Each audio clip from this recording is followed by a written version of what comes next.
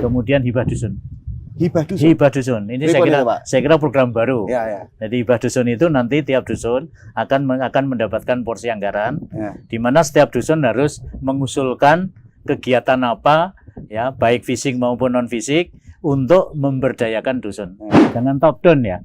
Jadi harus kita lebih ke bottom up ya. Kita lebih ke fasilitator ya, sehingga pemberdayaannya itu jalan. Ya, karena saya pendidik ini kan harus memberdayakan, Mas. Jadi bukan memberi paket gitu kan. Kan peribahasa kan berikan kail ya, jangan ikan gitu loh. Nah, itu yang saya kira akan kita ubah, dan mudah-mudahan masyarakat itu bisa memberdayakan dirinya.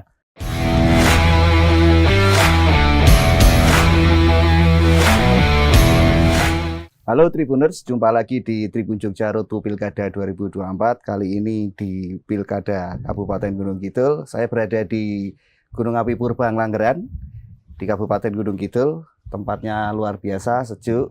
Bersama saya bakal calon Bupati Gunung Kidul bergelar profesor. Di mana lagi ada Bupati bergelar profesor? Bersama saya Profesor Sutrisno Wibowo.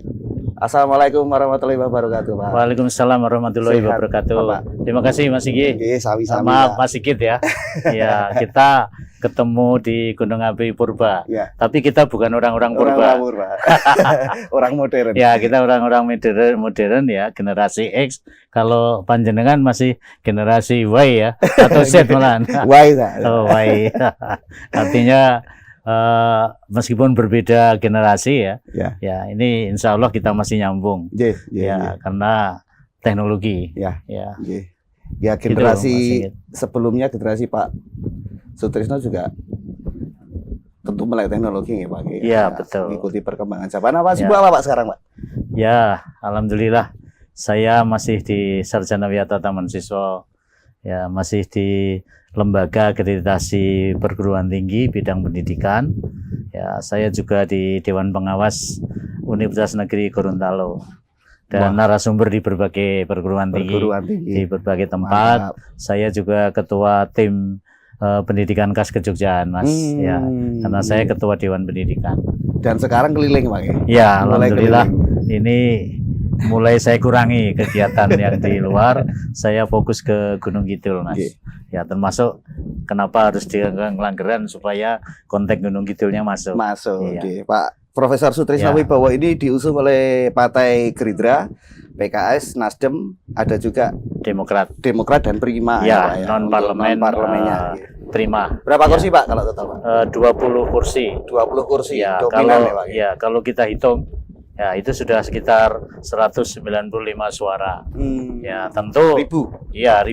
Tentu nanti harus berlipat. Ya, jadi tidak boleh hanya tidak hanya fokus di suara partai legislatif ya. Tapi kita harus menambah. Harus plus ya. Target kita ini 60%. Ya, jadi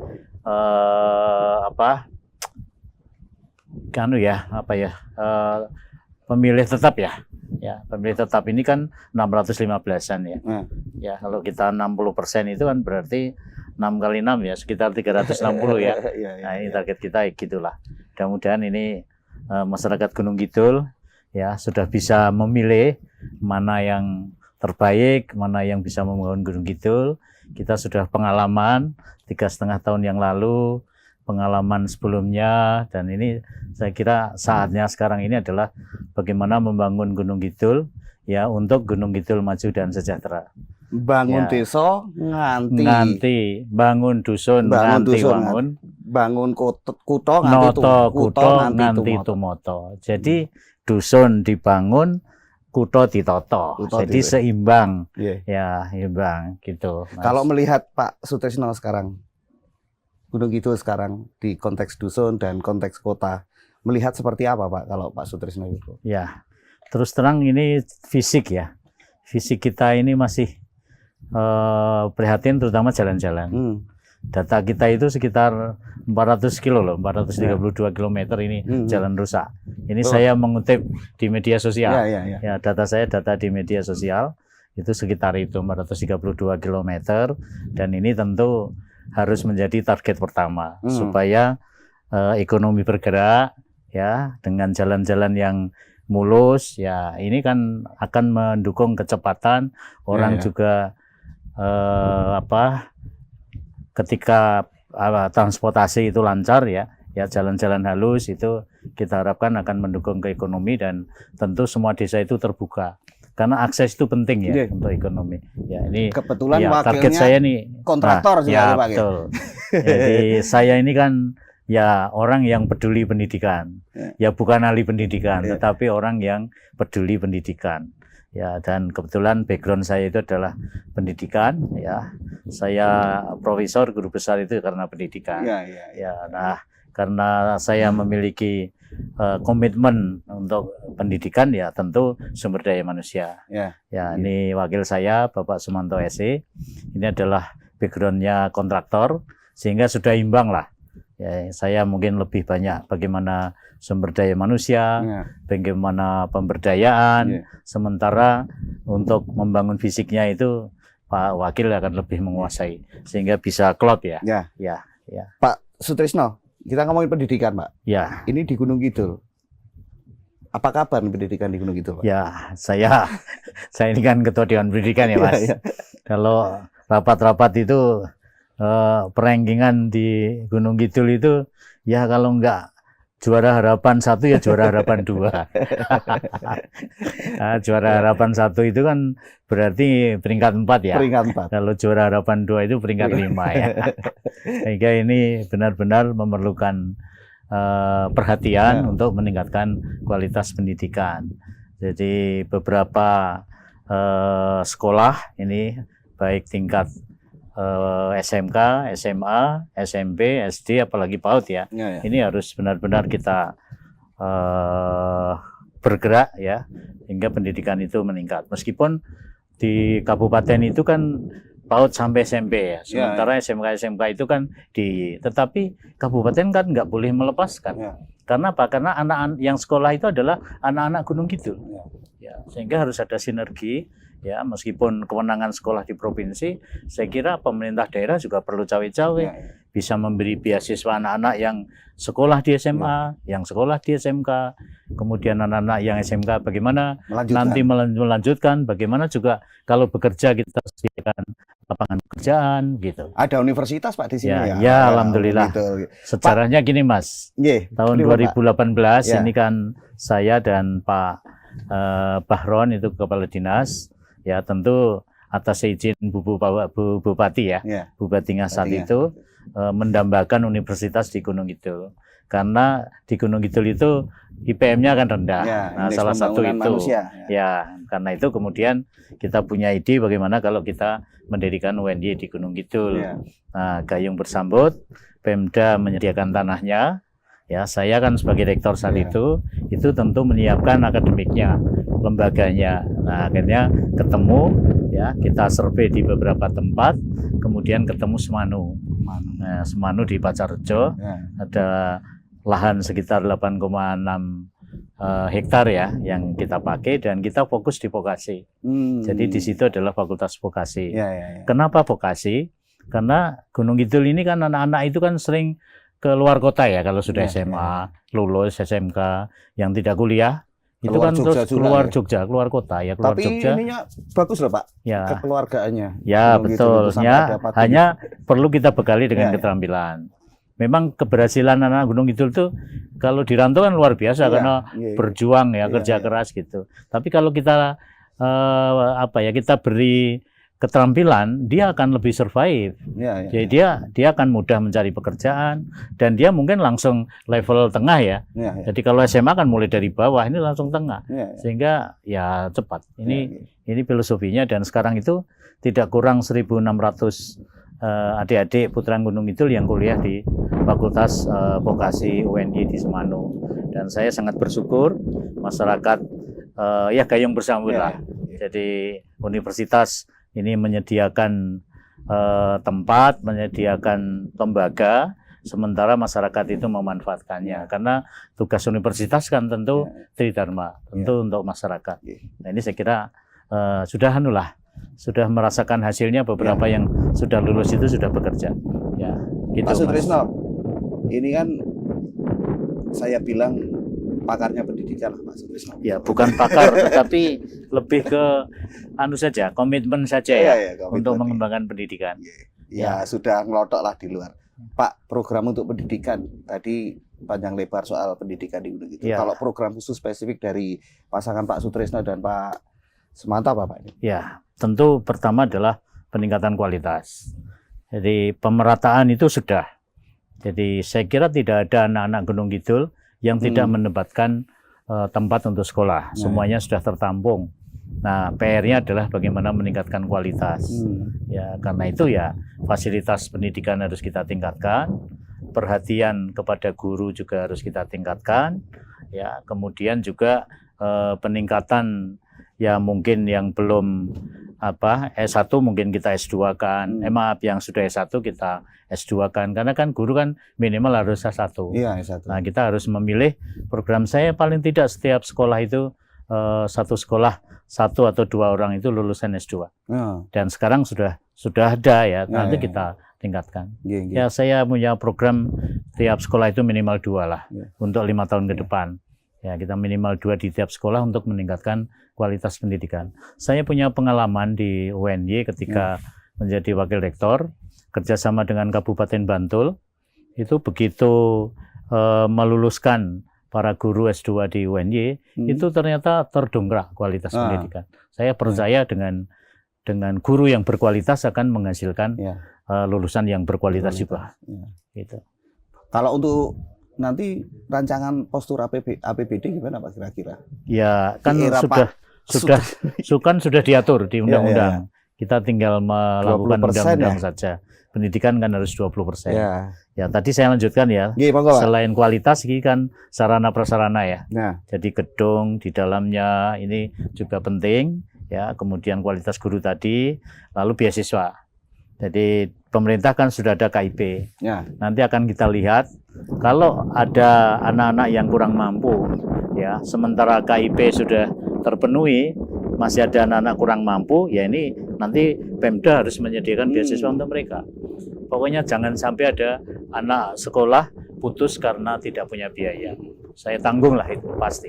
Jadi yang sudah nggak dapat KIP, karena KIP-nya kan terbatas ya, ada kuota ya. Sementara anak-anak kurang mampu masih, ya nanti kita biayai lewat Pemda. Kita kan juga punya mitra-mitra ya, perusahaan dan lain. Nanti kita minta. Saya punya pengalaman lah di perguruan tinggi ini untuk anak-anak atau mahasiswa yang kurang mampu itu kita linkkan perusahaan-perusahaan yang ada, sehingga tidak harus APBD. Ya, jadi banyak perusahaan saya kira yang komitmen yang komitmen terhadap pengembangan pendidikan, sehingga semua anak di Gunung Kidul itu harus sekolah, ya mulai PAUD sampai SMA, SMK, dan nanti perguruan tinggi juga begitu.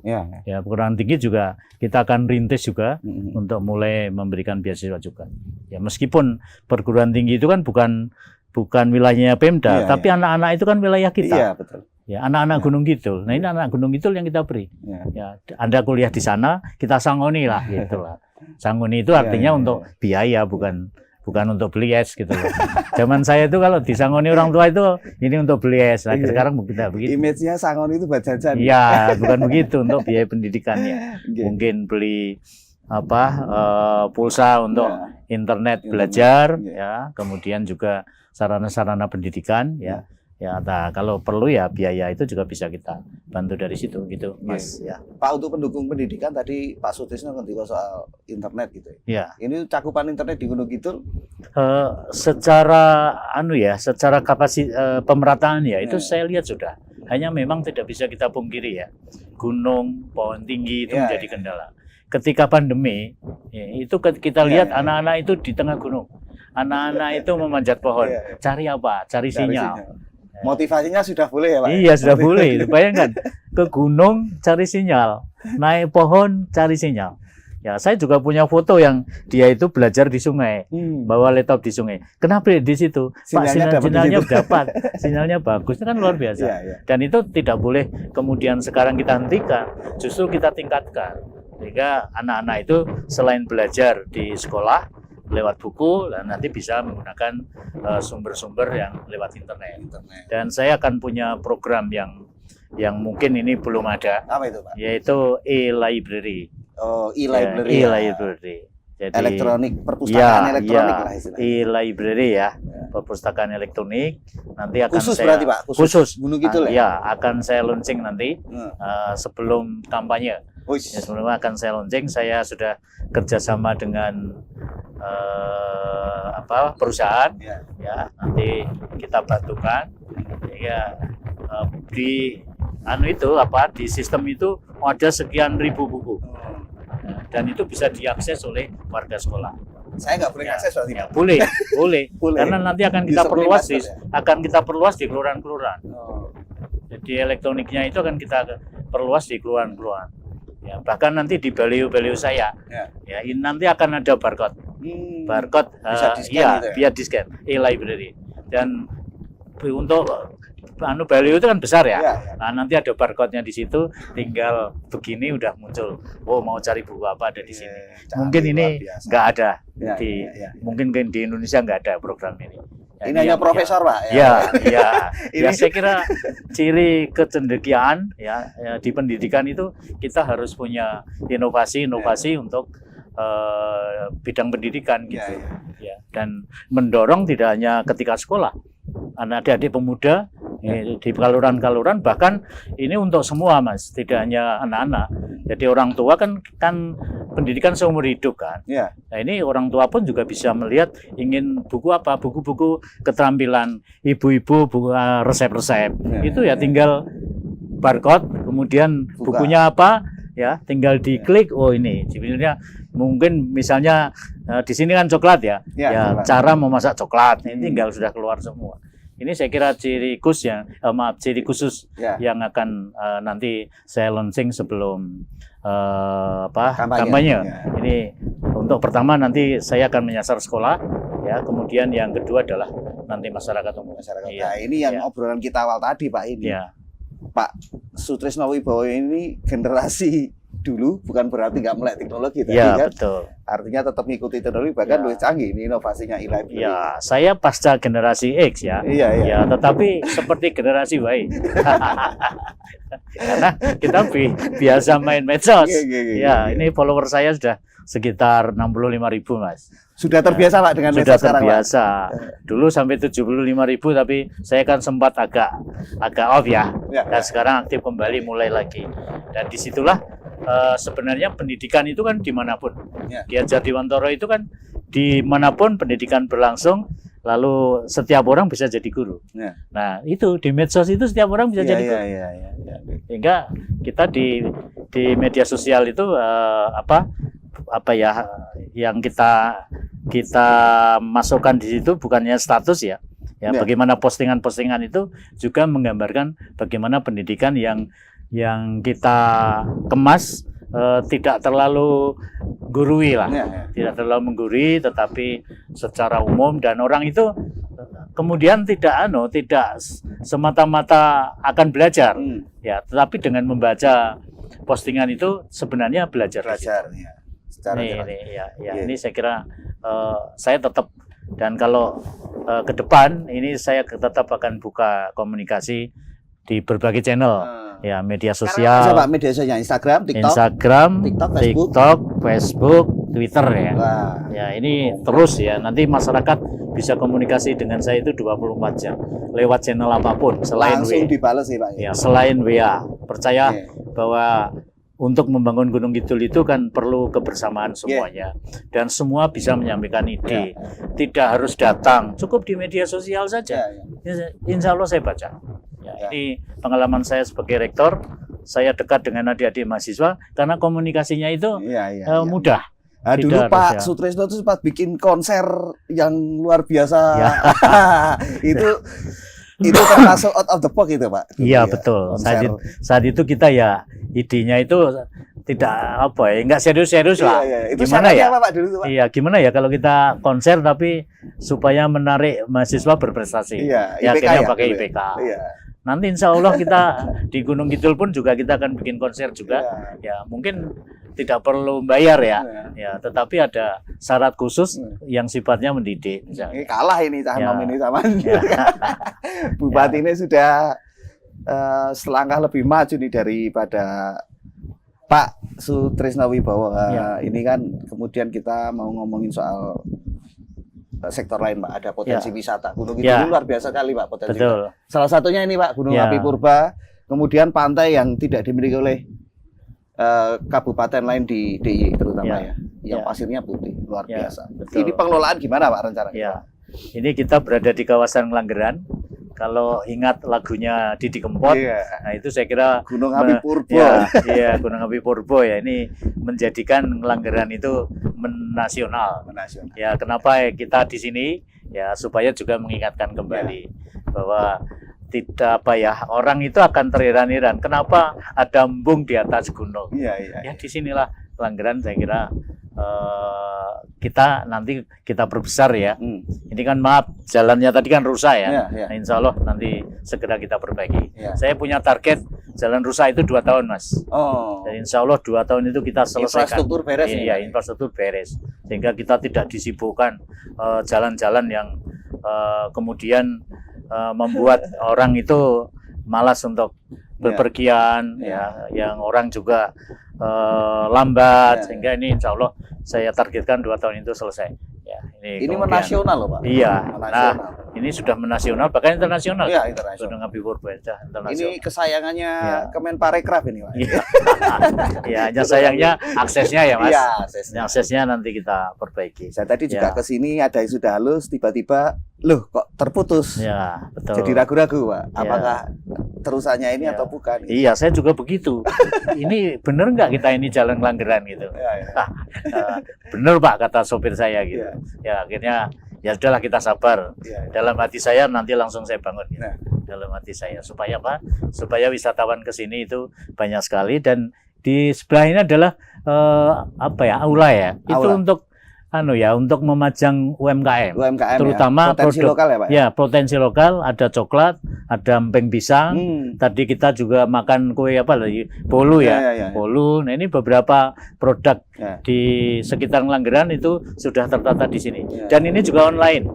Ya, jadi bisa dipesan dari manapun. Kan luar biasa ini.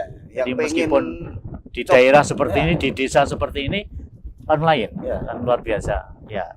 Nah, potensi wisata itu sangat besar, Mas. Dan sekarang ini kan masih alamiah ya. Masih artinya belum tertata gitu. Nah, nanti saya punya program bagaimana kita bikin rest area. Lalu pantai itu ya harus kita bebaskan dari hiruk pikuk yang yang fasilitas ya. Jadi fasilitas itu kan mesti kita atur sehingga pantai itu pure untuk pariwisata. Ya, nanti area berjualan di sini, area parkir di sini, gitu ya. Kemudian area pengunjung di sini, supaya UMKM juga nyaman, ya laku. Kemudian para wisatawan itu juga berwisata dengan nyaman. Suatu saat nanti ingin kembali lagi. Ini yang kita ingin. Kalau bisa jujurnya ke sini, Pak. Ya, termasuk di sini. Ini sudah ada hotel di Gunung Kidul. Ya, yang Gunung Kidul itu selain hotel yang kita kenal bintang 4, bintang 3 ya. Ini saya ingin mengembangkan homestay. Kenapa homestay? Ya, orang-orang asing itu kalau wisata ke Indonesia inginnya itu ya tradisional, apa yang ada di Indonesia, bukan lalu hotel-hotel. Nah, hotel-hotel itu untuk para para wisatawan domestik gitu. Kalau orang asing saya percaya dengan homestay. Jadi nanti kita perbaiki kamar mandinya, semuanya nanti kita atur, ada standarnya ya, sehingga wisatawan itu nyaman ya. Pak, ada yang sebenarnya banyak wisatawan terutama bahkan dari DIY sendiri di kabupaten kota lain di DIY gitu, termasuk yang di luar Jogja. Itu pengen sekali berwisata di Pantai Gunung Kidul. Pertama adalah soal jarak satu ya. Kedua, tadi Pak Sutrisno sudah punya solusi homestay. Nah, selain itu Pak, itu kan kemudian ngefek ke spending money wisatawan, Pak. Iya. Spending money. Nginepnya di sana, wisatanya di sini, belanjanya banyak di sana. Nah, ini pripun, Pak, ini yang kita atur itu. Jadi homestay ya, jadi rumah-rumah masyarakat itu nanti kita perbaiki ya, diperbaiki bersama ya, nanti kerjasama dengan bank sehingga wisatawan nyaman. Hotel-hotel juga kita sediakan. Kemudian rest area yang memenuhi syarat. Kalau pagi hari itu kan dari luar kota ya. Biasanya kan masuk rest area, ada masjid, ada kamar mandi, ada resto. Nah itu yang akan kita bangun secara integratif. Jadi integrasi itu sehingga nggak perlu lagi lalu berada di luar kota mandinya, kemudian ibadah ya biasanya subuh kan kalau pagi-pagi, kemudian makan pagi. Nah nanti kita pindahkan di Gunung Kidul. Gunung Kidul harus ada itu sehingga masyarakat memiliki kesempatan ya untuk berkembang UMKM-nya. Jadi mohon maaf ini para wisatawan ini supaya kita sediakan fasilitas yang memadai sehingga kita ini kan sekarang masih banyak sampah ya kan yang ditinggal di Gunung Kidul. Dari rumah bawa dus, ya pulang dusnya udah ditinggal di Gunung Kidul. Kita dapat sampahnya. Ini yang saya kira duitnya nggak keluar di sini buat jajan, bawa makanan sendiri. Iya betul. Karena itu ini ya kita tata nanti travel itu ya kita himbau ya supaya bisa belanja di Gunung Kidul. Supaya kita memiliki keuntungan lah ya gitu. Pak, saya mau nyaut soal sampah Pak tadi. Ini kan jadi problem di hampir semua daerah ini Pak. Ya betul. Termasuk mungkin Gunung Kidul ya Pak. Nah ini problem ini gimana Pak di nanti insya Allah dapat amanah eranya Pak Sutrisno Pak Sumanto ini problem sampah sebenarnya dari sisi luas ya itu memenuhi ya. Tetapi saya tidak sekedar luasnya tempat untuk pembuangan sampah, tapi bagaimana fungsi. Jadi sampah itu bisa kita fungsikan, ya kita olah, ya mencontoh daerah-daerah lain ada yang bisa dipakai untuk konblok, ya ada yang dipakai untuk tegel, kemudian diolah untuk pupuk. Nah, saya kira nanti harus ke situ. Jadi inilah basis teknologi yang harus kita nanti kembangkan. Undang bolo-bolo nih Pak Sutrisno, pakar-pakar yang soal itu nih. Ya tentu. Ya terus terang saya akan kerjasama perguruan tinggi di Jogja. Perguruan tinggi Jogja itu kan ada sekitar 122 ya. Ini kalau negeri maupun swasta. Ya negeri maupun swasta. Kalau setiap desa itu dibina oleh satu perguruan tinggi, betapa bagus ya nanti. Berapa desa Pak? 144. 144. Ya nanti yang perguruan tinggi besar ya 2 desa. Ya cukup. Saya akan MOU semua perguruan tinggi yang ada di DIY. Ini saya kira spektakuler ya Mas. Itu belum dilakukan oleh Pemda. Kerjasama dengan perguruan tinggi. Yang ada kan baru KKN, baru gitu. Padahal di perguruan tinggi itu ada namanya Tridharma. Pendidikan, penelitian, kemudian pengabdian masyarakat. Tiap perguruan tinggi punya pengabdian pada masyarakat. Butuh objek riset. Ya, karena itu ya nanti kita tarik lah. Gunung Kidul itu potensi. Nanti tinggal gini jenengan Pak nanti. Ya, saya betul. Jadi saya kira ini beres nanti. Ya apapun ini karena saya dari perguruan tinggi ya perguruan tinggi harus kita kerahkan untuk ikut membangun Gunung Kidul. Pak Sutrisno, ini terus kita ngomongin soal insya Allah amanah Pak. Amin. Ini kan ada kemudian protokoler Pak. Melihat protokoler ini kalau ketika nanti Pak Sutrisno ini menjadi Bupati Gunung Kidul, itu gimana Pak? Gimana ya? Mau saklek protokoler atau? Saya itu kan orang yang inginnya bebas. Coba saya aja keliling sekarang nyopir sendiri.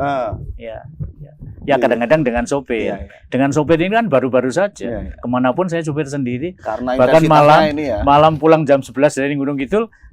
Padahal mobil saya nomornya khusus. Tiap orang itu pasti tahu. Wah itu Pak Tris pasti tahu. Santai saja. Jadi saya tidak terlalu ingin protokoler yang ketat. Ya protokoler boleh lah. Misalnya hanya ngecek. Tapi nggak perlu harus satu pasukan bergerak bersama. Ya cukup kita ditemani oleh 1-2 orang yang membantu, kemudian kita keliling. Yang penting itu kan makna kita berada di daerah itu, mengambil apa yang problem-problem yang ada di daerah, kemudian nanti kita diskusikan. Saya kira memang kalau di satu daerah sudah jelas problemnya, ya kita bisa mengajak dinas terkait. Tapi nggak harus berbondong-bondong semua dinas kita ajak kan. Nah problemnya apa di situ? Kalau problemnya pertanian, dinas pertanian. Problemnya peternakan yang terkait dengan peternakan. Problemnya pemuda ya dinas pemuda gitu. Saya kira terkait dengan persoalan-persoalan yang akan kita lihat. Kalau persoalan umum itu ya kita sendiri bisa mencatat. Apalagi kita sudah klik dengan HP Udah, gitu. Untuk urusan dengan OPD Pak, itu mau dipersingkat kalau nggak perlu lewat jenengan bisa lebih cepat. Saya itu tidak ada sekat birokrasi gitu. Tidak ada sekat. Jadi bahkan yang birokrasi terbawah pun mau ketemu saya ya nggak ada persoalan. Nggak usah harus ada tingkatan-tingkatan. Saya sudah di UNY ada Anda tanya di sana Iya, apakah iya, ada birokrasi yang siapapun boleh datang, saya membuka lebar-lebar, ya, ke rumah boleh, di kantor boleh gitu. Ini sudah saya Iya. terapkan. Jadi saya kira bukan teori, saya sudah menerapkan itu.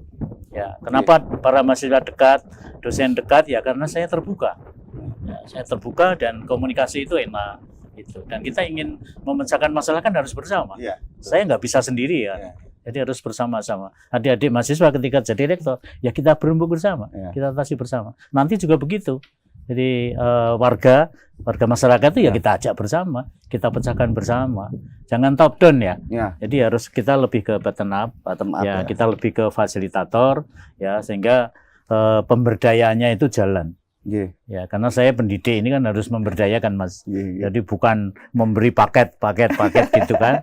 Kan peribahasa kan berikan kail ya, Iya, jangan iya. ikan Betul, gitu betul, loh. betul. Nah itu yang saya kira akan kita ubah dan mudah-mudahan masyarakat itu bisa memberdayakan dirinya, ya gitu. Iya. Pak, soal meritokrasi Pak di lingkungan Pemkab itu kan tentu akan ada rotasi untuk jabatan maupun struktural maupun fungsional gitu. Untuk kayak gitu gimana Pak? Ya kalau saya profesional sih Mas. Jadi bagaimana karyawan atau pegawai itu ditempatkan pada bidangnya, ya kan. Kemudian dia menguasai bidang A, ditaruh di B atau sebaliknya, harus menguasai di bidangnya. Dan saya tidak ingin rotasi yang tiap saat harus kita, pokoknya profesionalisme lah insya Allah. Ya ini kalau dia sudah profesional di situ ya udah. Kalau dia harus pindah maka ya di bidang itu yang saya kira kita tugaskan. Gitu. Program prioritas apa Pak ini untuk 100 hari ketika nanti jenengan menjabat? Ya jalan-jalan. Jalan-jalan berkunjung masyarakat. Iya, jalan-jalan ini mulai. Ya. Begitu saya dilantik, jalan langsung mulai. Ya. Ya gitulah. Yeah. Kemudian hibah dusun. Hibah dusun. Hibah dusun. Ini saya kira program baru. Ya. Jadi hibah dusun itu nanti tiap dusun akan mendapatkan porsi anggaran, di mana setiap dusun harus mengusulkan kegiatan apa, ya baik fisik maupun non fisik, untuk memberdayakan dusun. Bangun dusun nganti wangun. Nah, implementasinya apa? Hibah dusun. Jadi jangan slogan kemudian berhenti ke slogan. Gitu. Jadi begitu. Kita tidak ada nih hibah dusun sebelumnya. Ini adalah program baru saya yang benar-benar saya ingin membangun dusun. Ya, jadi kita dari pinggiran kan. Nanti dusun itu RT RW berembuk. Ya, dusun kita mau untuk meningkatkan kesejahteraan dusun masyarakat, apa yang harus kita tingkatkan. Ya, nah disitulah menyusun proposal ke Pemda ya. Nanti Pemda ada tim verifikasi, lalu kita beri. Oh, yang kegiatan ini yang dilakukan, kegiatan ini yang dilakukan. Insya Allah gitu. Ngobrol sama Pak Sutrisno itu enak Pak. Kenapa? Enggak ada ngobrol suguhan. A, ngobrol B. Kan enggak ada suguhan, enggak ada enak. Nanti ngobrol A, ngobrol B ini isinya barang baru semua. Barang baru masuk akal tapi Pak. Ya, nanti kok bisa menikmati coklat. Tapi jangan dikeluarin semua Pak. Karena kita akan ada volume berikutnya di kesempatan hari. Sebagai penutup Pak, saya minta 3 kata. Pertama 3 kata buat Pak Sutrisno Wibowo. Yang kedua 3 kata buat Kabupaten Gunung Kidul. Ya. Monggo. Memberdayakan masyarakat, ya. Kemudian mensejahterakan masyarakat, ya. 3 kata. Memberdayakan masyarakat untuk dari Pak Sutrisno ya, 3 kata Pak Sutrisno. Memberdayakan masyarakat Gunung Kidul. Ya. Yang untuk Kabupaten Gunung Kidul 3 kata apa Pak? Gunung Kidul maju dan sejahtera. Mantap sekali. Terima kasih Pak Sutrisno. Terima kasih. Makasih. Disimpan dulu ilmu-ilmunya. Siap. Kita bertemu lagi di kesempatan berikutnya. Terima kasih. Saya terima kasih. Dari Gunung Api Purbang Langgeran. Saya Sigit Widya dalam acara Tribunjung Jarotu Pilkada 2024. Mohon pamit. Assalamualaikum warahmatullahi wabarakatuh. Salam sejahtera, swastiastu, namo buddhaya, salam kebajikan. Gunung Kidul maju dan sejahtera. Mantap.